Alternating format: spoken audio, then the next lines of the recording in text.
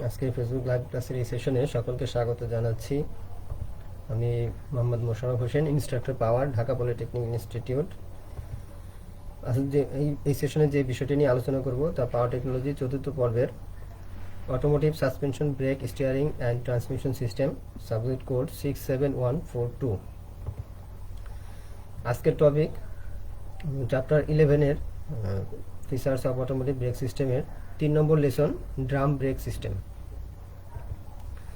এর আগের লেসনে আলোচনা করেছিলাম ব্রেক ফ্লুইড নিয়ে, যে ব্রেক ফ্লুইড কি, ব্রেক ফ্লুইডের বিভিন্ন বৈশিষ্ট্য, বিভিন্ন প্রকারের ব্রেক ফ্লুইড এবং তাদের বৈশিষ্ট্যসমূহ, এবং ব্রেক ফ্লুইড যে চেঞ্জ করতে হবে, কখন চেঞ্জ করতে হবে, এবং একটা গ্রেডের ব্রেক ফ্লুইড আর একটা গ্রেডের ব্রেক ফ্লুইডের গাড়িতে ব্যবহার করা যাবে কিনা, এসব বিষয় নিয়ে গত ক্লাসে আলোচনা হয়েছিল। যারা ক্লাসটি মিস করেছো বা আবার দেখতে চাও তারা এই নিচের লিঙ্কটাতে সার্চ করতে পারো, skills.gov.bd/dt। আজকে লেসন শেষে তোমরা যা পারবে, ড্রাম ব্রেক সিস্টেমের কনস্ট্রাকশন বা গঠন বর্ণনা করতে পারবে। ড্রাম ব্রেক সিস্টেমের যে কম্পোনেন্টগুলো আছে, প্রত্যেকটা কম্পোনেন্টের ভূমিকা বা কম্পোনেন্টগুলো সম্পর্কে বর্ণনা করতে পারবে, এবং ড্রাম ব্রেক সিস্টেম কীভাবে কাজ করে তা বর্ণনা করতে পারবে। শুরু করি। ড্রাম ব্রেক, বিভিন্ন ডিজাইনের ব্রেক সিস্টেম আছে, আর এই ডিজাইনটা যেমনই হোক, সব ধরনের এই ব্রেকেই দুটো ইউনিট থাকে, একটা রোটেটিং ইউনিট, একটা নন রোটেটিং ইউনিট, অর্থাৎ একটা ইউনিট ঘুরে আর একটা ইউনিট স্থির থাকে। এবং এই দুইটা ইউনিটেরই প্রত্যেকটাতেই একটা করে সারফেস থাকে, যেটা ব্রেকিং সারফেস হিসেবে একটা সারফেস থাকে। এবং এই দুইটা সারফেস একটা স্থির ইউনিটের সাথে, একটা ঘূর্ণায়মান ইউনিটের সাথে, স্থির ইউনিটের এই সারফেসটা ঘূর্ণায়মান ইউনিটের সারফেসের সাথে যখন সারফেসের উপর যখন বল প্রয়োগ করে, তখন এই দুই সারফেসের মধ্যে ফ্রিকশন হয় এবং ব্রেকিং সম্পন্ন হয়। অধিকাংশ গাড়িতেই এই রোটেটিং ইউনিট হিসেবে একটা ড্রাম ব্যবহার করা হয়, আর এই ড্রামটা আমার হুইলের সাথে সংযুক্ত থাকে এবং হুইলের সাথে ঘুরতে থাকে। যখন কোন ব্রেক সিস্টেমে রোটেটিং ইউনিট হিসেবে একটি ড্রাম ব্যবহার করা হবে, তখন এটাকে আমরা বলি ড্রাম ব্রেক। আর এই ড্রামটায় হুইলের হাবের সাথে বোল্টের সাহায্যে সংযুক্ত থাকে এবং হুইলের সাথেই ঘুরতে থাকে। এবং এই ড্রামের ভিতরে এক জোড়া ব্রেক শু থাকে, এটা স্থির অবস্থায় থাকে, এবং এই ব্রেক শুটাই মূলত প্রসারিত হয়ে এই ড্রামের সাথে ব্রেক লাইনিংয়ের ফ্রিকশন তৈরি করে, এবং এর মাধ্যমেই ব্রেকিংটা সম্পন্ন হয়। আর আধুনিক মোটরযানগুলোতে অধিকাংশ গাড়িতেই পিছনের চাকাতে সাধারণত এই ড্রাম টাইপের ব্রেক ব্যবহার করা হয়। এবার আমরা জানব এই ড্রাম ব্রেক সিস্টেম কনস্ট্রাকশন নিয়ে, অর্থাৎ বিভিন্ন কম্পোনেন্টগুলো নিয়ে। এখানে এই ড্রাম ব্রেক সিস্টেমের একটা এক্সপ্লোরেড ভিউ দেখানো হয়েছে। এখানে বিভিন্ন কম্পোনেন্টগুলো দেখা যাচ্ছে। শুরুতেই বাঁ দিক থেকে এখানে আছে, এটা হলো ড্রাম। এরপরে এইদিকে এই যে এক জোড়া ব্রেক শু, এটা অ্যাডজাস্টিং স্ক্রু, নিচে অ্যাডজাস্টিং লিভার। এখানে যে ব্রেক শু দুটো ব্যবহার করা হয়েছে, ব্রেক শু দুটো নাম আছে, একটা লিডিং শু আর একটা ট্রেইলিং শু, অথবা এই লিডিং শুটাকে প্রাইমারি শু বলে আর ট্রেইলিং শুটাকে সেকেন্ডারি শু বলে।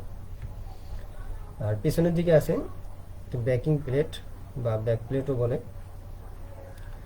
এর সাথে এখানে আছে হুইল সিলিন্ডার এবং হুইল সিলিন্ডারের ভিতরে কম্পোনেন্টগুলো। এরপর আছে রিটার্ন স্প্রিং, আর এই কম্পোনেন্ট এটা হলো আমার পার্কিং ব্রেকের লিভার। এছাড়া ব্যাকিং প্লেটের নিচের দিকে আমি এখানে দেখা যাচ্ছে যে একটা অ্যাঙ্কর পিন আছে, অ্যাঙ্কর, এটা নিচেও থাকতে পারে, উপরেও থাকতে পারে। এবার আমরা কম্পোনেন্টগুলো সম্পর্কে আরেকটু বিস্তারিত জানি। প্রথম ব্যাকিং প্লেট, এই রোটেটিং ইউনিট বাদে নন রোটেটিং যে ইউনিটটা আছে, এই ইউনিটের সমস্ত যে অ্যাসেম্বলিটা বা সমস্ত কম্পোনেন্টগুলো এই একটা প্লেটের সাথে সংযুক্ত থাকে, একটা স্থির প্লেটের সাথে সংযুক্ত থাকে। এই প্লেটটাকে বলা হয় ব্যাকিং প্লেট।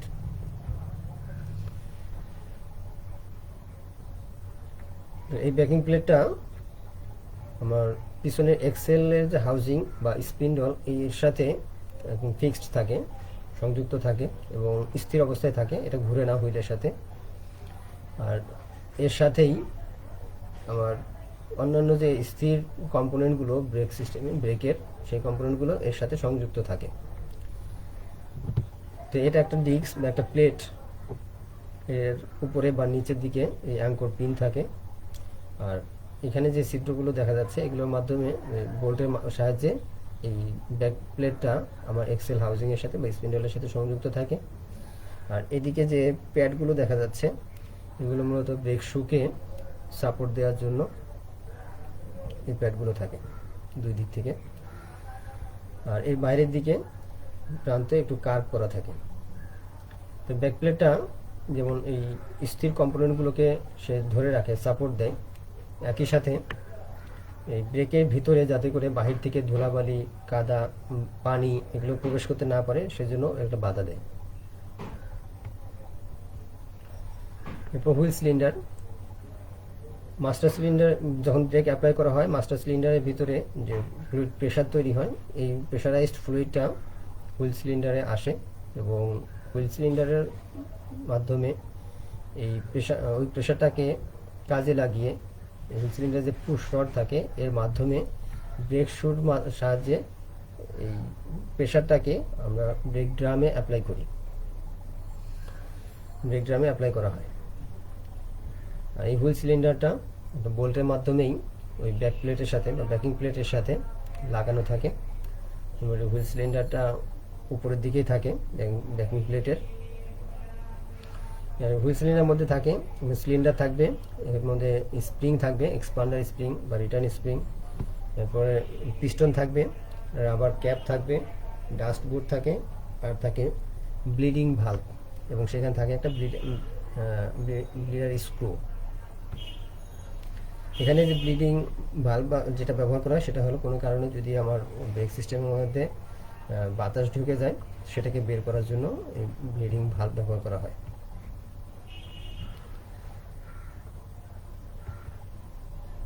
ব্রেক শু মূলত ব্রেকিং অ্যাকশনটা সম্পন্ন হয় বা এখানে ফ্রিকশনটা উৎপন্ন হয় মূলত হলো ব্রেক লাইনিং এবং ব্রেক ড্রামের মধ্যে। এখানে যে লাইনিংটা ব্যবহার করা হয় এই লাইনিংটা হলো সফট ম্যাটেরিয়াল এবং অনেকটাই ভঙ্গুর, খুব সহজে ভেঙে যাবে এরকম ম্যাটেরিয়াল দিয়ে তৈরি করা হয়।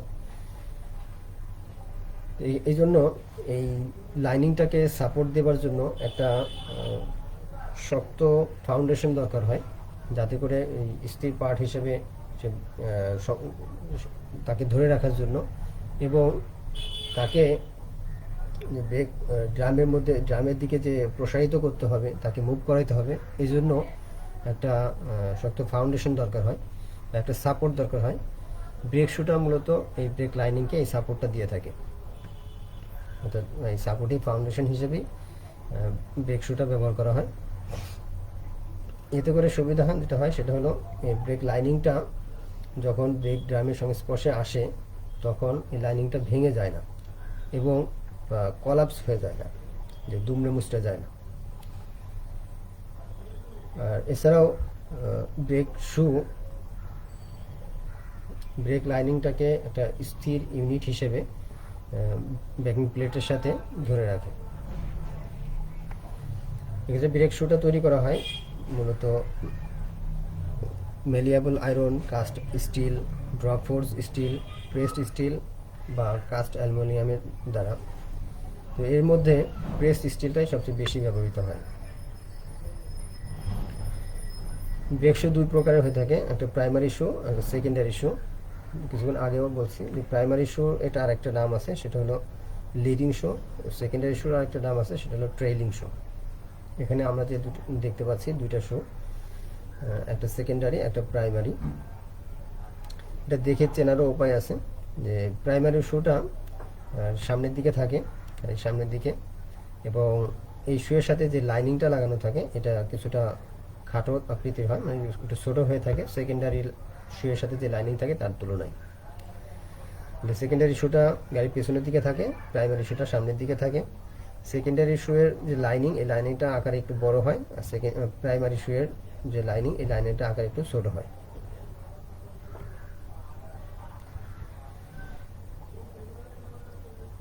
ব্রেক শু তৈরি করতে যে দুইটা স্টিল শিট ব্যবহার করা হয়, যেটা আমরা দেখলাম প্রেসড স্টিল ব্যবহার করা হয়। প্রেসড স্টিলের সবচেয়ে বেশি ব্যবহার হয় যেটা, এর দুইটা শিট থাকে। এই দুইটা শিটকে টি আকৃতির করে ওয়েল্ডিংয়ের মাধ্যমে জোড়া দিয়ে এই ব্রেক শু তৈরি করা হয়। যেমন এটা আমরা দেখতে পাচ্ছি যে এই একটা শিট আর এই একটা শিট, এটাকে টি আকৃতির করে ওয়েল্ডিংয়ের মাধ্যমে জোড়া দিয়ে এই ব্রেক শুটা তৈরি করা হয়েছে।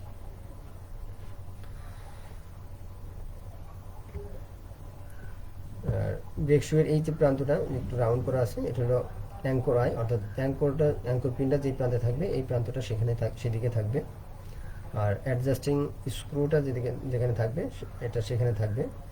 অর্থাৎ এই যে ডিজাইনটা, এই ডিজাইনটা কিন্তু সবগুলোর জন্য সেম না, একটু চেঞ্জ হতে পারে। সেটা নির্ভর করে যে এটা কী ধরনের ড্রাম ব্রেক তার উপরে। আমরা সেদিকে যাবো একটু পরে। ব্রেক লাইনিং, মূলত এই ব্রেক লাইনিংটাই আমার ফ্রিকশনাল ফোর্সটাকে অ্যাপ্লাই করে ব্রেক ড্রামে, যাতে করে এখানে যে পর্যাপ্ত ফ্রিকশন উৎপন্ন হয় এবং ব্রেকিং সম্পন্ন হয়, এবং এই ব্রেকিংয়ের কারণে গাড়ির কন্ট্রোলিংটা ড্রাইভারের নিয়ন্ত্রণে থাকে।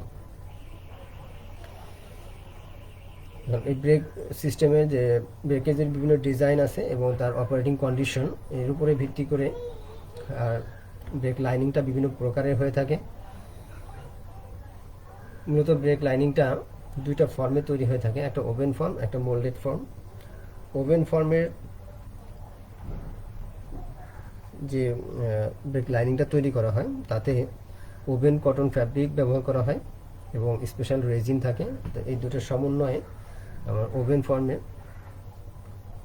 ব্রেক লাইনিং তৈরি করা হয়, যেটা আমরা উপরের চিত্রটাতে দেখতে পাচ্ছি। এটা হলো ওভেন ফর্মে তৈরি একটা ব্রেক লাইনিং। আর মোল্ডেড ফর্মে যে ব্রেক লাইনিং তৈরি করা হয়, এটা এখন যদিও সবচেয়ে বেশি ব্যবহৃত হচ্ছে আমার আধুনিক মোটরযানগুলোতে। এক্ষেত্রে ব্যবহার করা হয় অ্যাসবেস্টস এবং অ্যারামাইড ফাইবার। নিচের চিত্রটিতে আমরা যে ব্রেক লাইনিংগুলো দেখতে পাচ্ছি এটা হলো মূলত মোল্ডেড ফর্মে তৈরি ব্রেক লাইনিং। এর মধ্যে এই লাইনিংয়ের শক্তি বৃদ্ধি করার জন্য মেটাল ফাইবার ব্যবহার করা হয়, কপারের ওয়্যার ব্যবহার করা হয়। এখন এই কপারের ওয়্যার ব্যবহারের পরিমাণের উপরে ভিত্তি করে আমরা এই লাইনিংটাকে আবার তিন ভাগে ভাগ করা যায়, একটা নন মেটালিক, সেমি মেটালিক আর মেটালিক।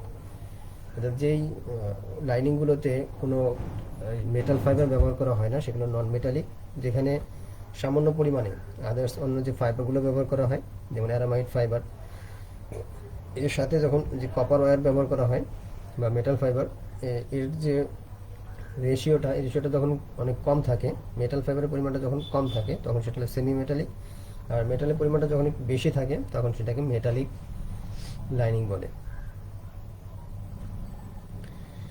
এবং এই লাইনিংটাকে ব্রেক শুয়ের সাথে সংযুক্ত করার দুটো উপায় আছে, একটা রিবেটিং একটা বন্ডিং। রিবেটিং, এক্ষেত্রে ব্রেক শু এবং লাইনিং উভয়ের মধ্যেই ছিদ্র থাকে এবং এই ছিদ্রের মধ্যে একটা রিবেট ব্যবহার করে লাইনিংটাকে ব্রেক শুয়ের সাথে সংযুক্ত করা হয়। এক্ষেত্রে রিবেট হিসেবে ব্যবহার করা হয় সেমি টিউবুলার আকৃতির ব্রাশ রিবেট। সেমি টিউবুলার আকৃতির ব্রাশ রিবেট ব্যবহার করা হয়। আর এক্ষেত্রে ব্রাশের রিবেট ব্যবহার করার কারণ, লাইনিং তো ক্ষয় হতে থাকে, যদি কোনো কারণে আনএক্সপেক্টেডলি যদি একটু দ্রুত ক্ষয় হয়ে যায় বা একটু বেশি পরিমাণে ক্ষয় হয়ে যায়, তাহলে লাইনিংটা ক্ষয় হয়ে রিবেটটা বের হয়ে আসবে। এক্ষেত্রে অন্য ম্যাটেরিয়াল ব্যবহার করলে রিবেটের সাথে যখন ব্রেক ড্রামের ফ্রিকশন হবে, তখন অন্য অন্য ম্যাটেরিয়ালগুলো এই ড্রামের সারফেসের মধ্যে স্কোর তৈরি করবে, অর্থাৎ এর মধ্যে আঁচড় কাটবে, এটাকে নষ্ট করে দিবে দ্রুত। এক্ষেত্রে ব্রাশ ব্যবহার করলে যেটা হয়, ব্রাশটা এই আঁচড়টা তৈরি করে না, স্কোর ফেলে না। এই সুবিধার জন্যই মূলত এখানে রিবেট হিসেবে ব্রাশের রিবেট ব্যবহার করা হয়।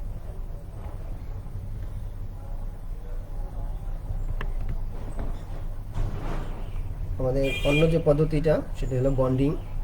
এক্ষেত্রে স্পেশাল একটা বন্ডিং এজেন্ট বা আঠা ব্যবহার করা হয় লাইনিংটাকে শুয়ের সাথে লাগানোর জন্য। এক্ষেত্রে লাইনিংয়ের মধ্যে কোনো ছিদ্র থাকে না।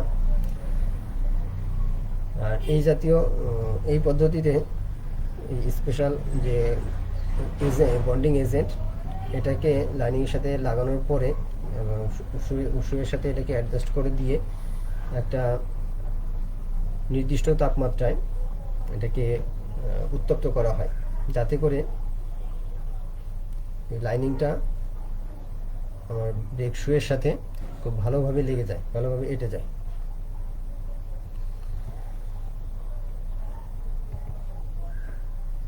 স্যার, আমাদের যে লাইনিং ব্যবহার করা হয় সেই লাইনিংয়ের যে প্রান্ত, এই প্রান্তটা একটু ট্যাপার আকৃতি থাকে, ওয়েব প্রান্ত ট্যাপার আকৃতি থাকে। এই ট্যাপার আকৃতি রাখার কারণ, এটা ব্রেকিংয়ের সময় ট্যাপার আকৃতি থাকলে ব্রেকিং নয়েজটা কম হয়।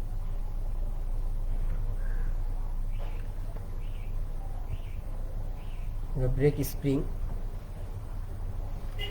ব্রেক যখন অ্যাপ্লাই করা হয়, ব্রেক শুগুলো প্রসারিত হয়ে ড্রামের দিকে চলে যায় এবং ড্রামের সাথে লাইনিংয়ে যে ফ্রিকশন হয়, কিন্তু যখন ব্রেক রিলিজ করে দেওয়া হয় তখন এই শুকে আবার পূর্বের জায়গায় ফিরিয়ে আনতে হয়। এই ফিরিয়ে আনার জন্যই এই স্প্রিং ব্যবহার করা হয়। এটা ব্রেক স্প্রিং বা ব্রেক রিটার্ন স্প্রিং অথবা রিট্রাক্টিং স্প্রিংও বলে। অর্থাৎ ব্রেক শুকে ব্রেকের আনঅ্যাপ্লাইড অবস্থায় অর্থাৎ পূর্ব অবস্থায় ফিরিয়ে আনার জন্য এই রিটার্ন স্প্রিং ব্যবহার করা হয়। এই রিটার্ন স্প্রিং আমার ব্রেক শুটা যাতে সবসময়ের জন্য ড্রামের সাথে লেগে না থাকে, অর্থাৎ ব্রেক যখন রিলিজ করে দেওয়া হয়েছে, এরপরে যখন গাড়ি চলতে যাবে তখন ড্রামের সাথে শুয়ের সাথে যেন লাইনিংয়ের সাথে যেন কোনো ফ্রিকশন না হয়, এই ড্রাগটাকে ব্রেক ড্রাগ এটাকে কমায় দেয় বা এটা রোধ করতে আমার রিটার্ন স্প্রিংটা কাজ করে, সহায়তা করে।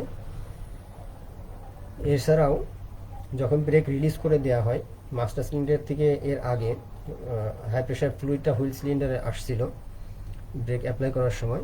তো যখন এটাকে রিলিজ করে দেওয়া হয়, এই ফ্লুইডটাকে আবার মাস্টার সিলিন্ডার বা ফ্লুইড রিজার্ভারে ফিরে যেতে সাহায্য করে এই রিটার্ন স্প্রিং।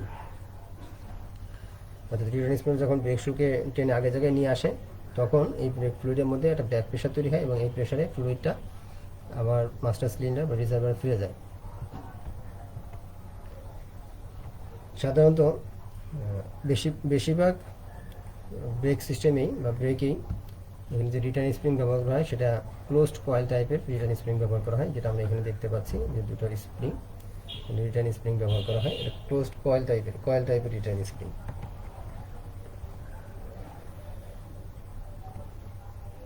এবার আমাদের brake shoe hold down. Brake শুটা ব্রেক রিলিজ অবস্থায় ফিরে আসলো আগের জায়গায়, তো এই জায়গাতেই এই ব্রেক শুকে ব্যাক প্লেটের সাথে বা ব্যাকিং প্লেটের সাথে শক্তভাবে ধরে রাখার জন্য এই ব্রেক শু হোল্ড ডাউন ব্যবহার করা হয়। ব্রেক শু হোল্ড ডাউন যদিও ব্রেক শুকে এই জায়গায় ধরে রাখে, তো এর সাথে সাথে এটা শুধু ধরেই রাখে না, এটার ভাইব্রেশনটাকে রোধ করে, তারপরে নয়েজটাকে রোধ করে, আমার ব্রেক শু ক্ষয়টাকে রোধ করে। কিন্তু একই সাথে এই হোল্ড ডাউনটা যেমন এটাকে মজবুতভাবে ধরে রাখে, আবার এটাকে মুভ করতেও দেয় প্রয়োজনের সময়। অর্থাৎ যখন ব্রেক ফোর্স অ্যাপ্লাই করা হয়, ফ্লুইড প্রেশার অ্যাপ্লাই করা হয়, তখন এই ব্রেক শু যদি প্রসারিত হবে, সে প্রসারিত হতে অ্যালাউ করে। তাহলে ব্রেক শুটা প্রসারিত হচ্ছে, একে ব্রেক যখন অ্যাপ্লাই করা হচ্ছে আবার রিলিজ করা হচ্ছে, তখন যে ব্রেক শুয়ের মুভমেন্টটা, এই মুভমেন্টটাকে অ্যালাউ করে হোল্ড ডাউন। এছাড়াও যখন ব্রেক লাইনিংটা ক্ষয় হয়ে যায় তখনও এই লাইন ক্লিয়ারেন্সটা অ্যাডজাস্ট করার জন্য ব্রেক শুকে যে সামনের দিকে অগ্রসর করতে হয়, তো এটাকেও অ্যালাউ করে। আবার এটাকে মজবুতভাবে ওই নির্দিষ্ট পজিশনে ধরেও রাখে।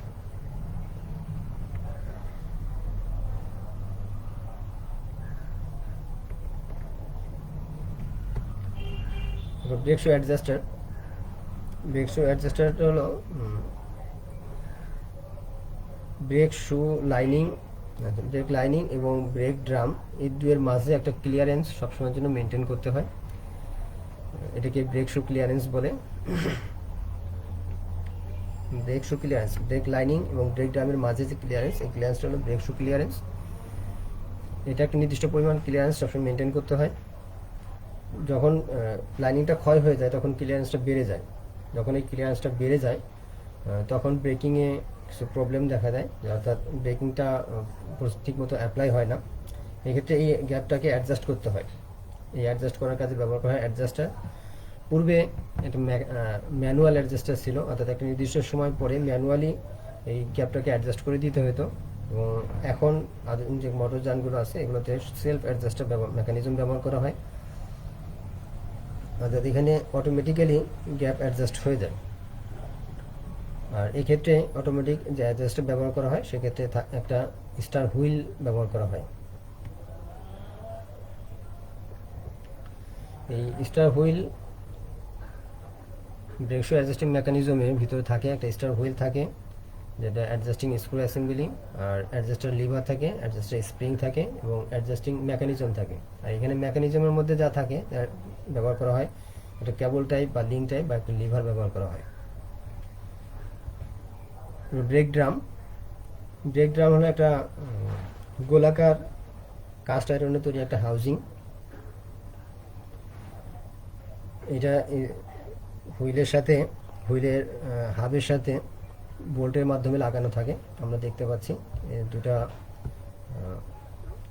ড্রাম দেখানো আছে এবং এর ভিতরের দিকে যে ছিদ্রগুলো আমরা দেখতে পাচ্ছি এর মাধ্যমে এখান দিয়ে বোল্টের মাধ্যমে এই ড্রামটাকে হুইলের সাথে সংযুক্ত করা হয় এবং এটার সাথে হুইলের সাথে ফিক্সড থাকে, যে কারণে হুইলের ঘূর্ণনের সাথে এই ড্রামটাও ঘুরতে থাকে।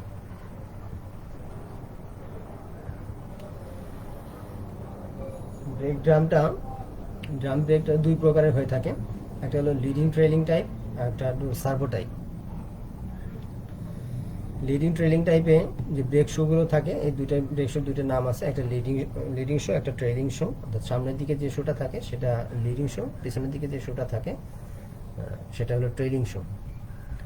আর সার্ভো টাইপের যে শুটা থাকে, ব্রেক যে ড্রাম ব্রেক সিস্টেম, এখানে যে দুটো শু থাকে এর মধ্যে গাড়ির সামনের দিকে যে শুটা থাকে সেটা প্রাইমারি শু, পিছনের দিকে এটা সেকেন্ডারি শু। এর মধ্যে গঠনগত পার্থক্য হলো যে লিডিং ট্রেলিং টাইপের ড্রাম ব্রেকে এবং উপরের দিকে হুইল সিলিন্ডার, তার নিচেই থাকে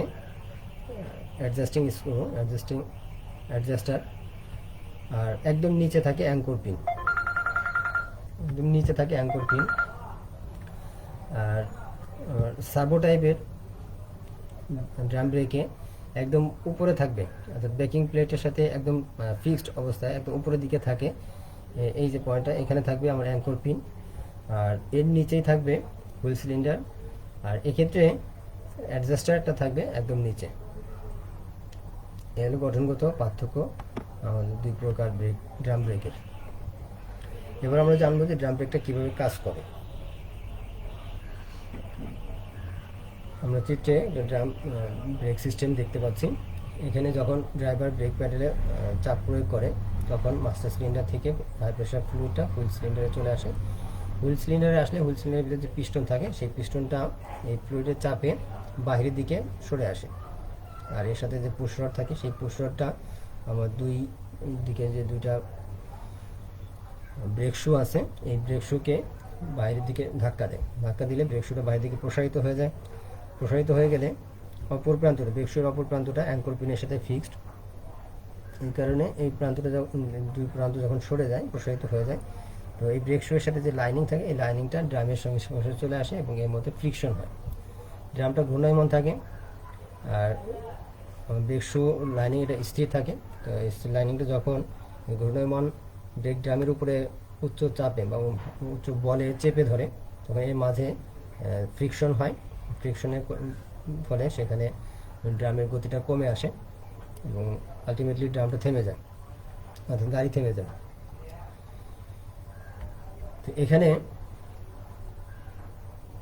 এটা সার্ভো মেকানিজম কাজ করে, যে যখন আমরা গাড়ির সামনের দিকে চলতে থাকে তখন যদি ব্রেক অ্যাপ্লাই করি, তখন দেখা যাবে সামনের দিকের যে ব্রেক শু আছে এই ব্রেক শুটা প্রসারিত হবে এবং এই ক্ষেত্রে ড্রামটা যেদিকে ঘুরতেছে, ড্রামটা সামনের দিকে ঘুরতেছে, ব্রেক শুটাও সামনের দিকে অগ্রসর হয়ে ব্রেক লাইনিংটা ব্রেক ড্রামকে চেপে ধরলো। কিন্তু অপর দিকে এই ড্রামের ভিতরে আছে কি ঘূর্ণন গতি, অর্থাৎ তার মধ্যে একটা গতিশীল একটা গতির জড়তা আছে। এটাই আমার ড্রাম ব্রেক শুটাকেও ঘোরাই দিতে চাবে, কিন্তু এই ব্রেক শুয়ের এই প্রান্তটা যেহেতু ফিক্সড আমার অ্যাঙ্কর পিনের সাথে সংযুক্ত আছে, সেক্ষেত্রে এটা আর সরবে না। আর না সরার কারণে এখানে ব্রেকিংটা খুব ভালো, ব্রেক অ্যাকশনটাও ব্রেকিং অ্যাকশন হবে প্রপারলি। এবং অপরদিকে আমার যে সেকেন্ডারি ব্রেক শু, এই শুটাতে ব্রেকিং ফোর্সটা একটু কম উৎপন্ন হবে। এই ক্ষেত্রে দেখা যায় যে প্রাইমারি ব্রেক শুটা যে থাকে এটা লাইনিংটা একটু দ্রুত ক্ষয় হয়ে যায়। সামনের দিকে যখন পিছনের দিকে গাড়ি মুভ করবে এবং তখন যদি ব্রেক করা হয়, সেক্ষেত্রে সেকেন্ডারি শুটাই আগের প্রাইমারি শুয়ের ভূমিকা পালন করবে, অর্থাৎ এটাতেই বেশি ফ্রিকশন উৎপন্ন হবে। খুব সিম্পলি যদি আমরা বলি, তাহলে যখন ব্রেক প্যাডেল ড্রাইভার ব্রেক প্যাডেলে চাপ প্রয়োগ করে মাস্টার সিলিন্ডারে ব্রেক ফ্লুইডের যে প্রেশার তৈরি হয়, এই প্রেশারটা হুইল সিলিন্ডারে এসে হুইল সিলিন্ডার পিস্টনকে বাইরের দিকে ধাক্কা দেয়। বাইরের দিকে ধাক্কা দিলে হুইল সিলিন্ডার ওই পিস্টনের সাথে যে পুশ রড থাকে, এই পুশ রডটা ব্রেক শুকে বাইরের দিকে প্রসারিত করে। আর ব্রেক শু প্রসারিত হয়ে গেলে ব্রেক শুয়ের সাথে ব্রেক লাইনিং, এই লাইনিংটা ড্রামের সাথে লেগে যায়। ঘূর্ণায়মান ড্রামের সাথে এই লাইনিংয়ের ফ্রিকশন উৎপন্ন হয় এবং এর কারণে ড্রামটা আস্তে আস্তে থেমে যায়। এটাই হলো আমাদের কিভাবে কাজ করে আমাদের ড্রাম ব্রেক সিস্টেম। এখন আমরা জানবো ড্রাম ব্রেক সিস্টেমের সুবিধা।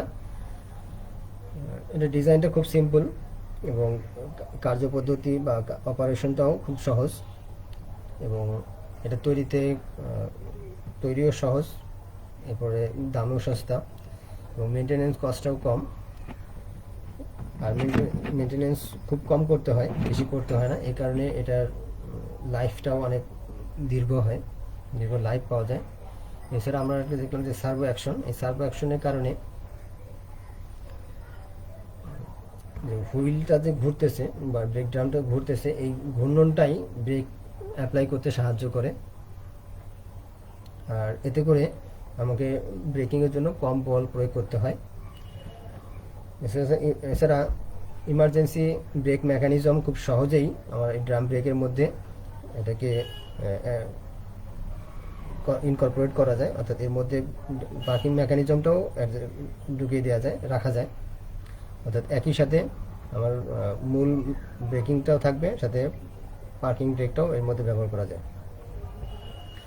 অসুবিধাগুলোর মধ্যে আছে, কিছু অসুবিধাও আছে এটার মধ্যে। ডিস্ক ব্রেকে আমরা যে পরিমাণ ব্রেকিং ফোর্স তৈরি করতে পারি, এর সাথে একটু কম ব্রেকিং ফোর্স তৈরি হয়। আর যখন দীর্ঘ সময় যাবত ব্রেক অ্যাপ্লাই করা হয়, সেক্ষেত্রে ব্রেক ফেড হতে পারে।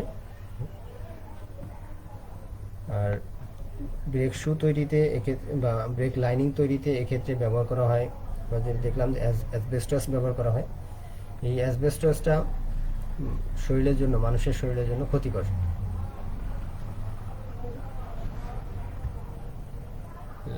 এছাড়াও যদি কোনো কারণে আমাদের ব্রেক লাইনিংটা ভিজে যায়, তখন এই ব্রেক লাইনিংটা ড্রামের সাথে স্লিপ করবে।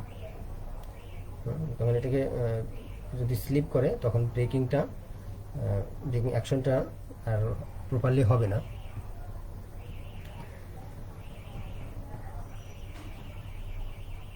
আর আমরা যদি লাইনিং তৈরিতে অ্যাসবেস্টস ব্যবহার না করি তাহলে কী হবে, নন অ্যাসবেস্টস লাইনিং যদি ব্যবহার করা হয় সেক্ষেত্রে এই লাইনিংটাই বাইরে থেকে ময়েশ্চারটাকে ধরে রাখবে এবং এতে ওই ব্রেকিং যে গ্রিপিংটা অর্থাৎ লাইনিংটা ড্রামের সাথে যে শক্ত করে যে ফ্রিকশনটা উৎপন্ন করতো এর পরিমাণটা কমে যাবে।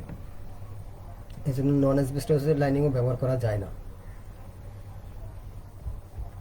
আজ এই পর্যন্তই। যদি কারো কোনো কোয়ারি থাকে তাহলে যোগাযোগ করতে পারো আমার সাথে মেইলের মাধ্যমে বা ফোনে সরাসরি কন্ট্যাক্ট করতে পারো। নেক্সট ক্লাসে আমরা আলোচনা করব ডিস্ক ব্রেক সিস্টেম নিয়ে এবং মাস্টার সিলিন্ডারের কনস্ট্রাকশন এবং অপারেশন নিয়ে। আজ এই পর্যন্তই। সকলে আগামী ক্লাস পর্যন্ত সুস্থ থাকো, ভালো থাকো। ধন্যবাদ সবাইকে।